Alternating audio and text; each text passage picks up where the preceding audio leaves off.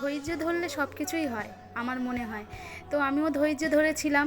আমার পুজোতে যে হাইড্রা ফেসিয়ালের মেশিনটা কিনেছিলাম, ওটা পুজোতে খুব একটা কাজ হয়নি, একটা দুটো হয়েছিল। আর আমি খুব চিন্তায় ছিলাম যে আমি এত টাকা দিয়ে মেশিনটা কিনলাম, কাজ হবে কি না হবে আমাদের এখানে। তো সেই ভেবেই খুব চিন্তা করছিলাম। তো গতকাল আমার দুটো ক্লায়েন্ট এসেছিলো, এই একটা ক্লায়েন্ট এটা হাইড্রা ফেসিয়াল চলছে আর এটা কোরিয়ান ফেসিয়াল চলছে। তো দুটো ফেসিয়াল করেছিলাম আর রেজাল্ট খুব দারুণ এসছে। তোমরাও যদি তোমাদের বিশেষ দিনে হাইড্রা ফেসিয়াল করতে চাও তো আমার সাথে যোগাযোগ করতে পারো, আমার পার্লারে চলে আসতে পারো। আর যারা আমার পার্লার চেনো না তো আমি হোর্ডিংয়ে আমার নাম্বার দিয়ে দেবো, তোমরা আমার নাম্বারে আমার সাথে যোগাযোগ করে চলে আসতে পারো।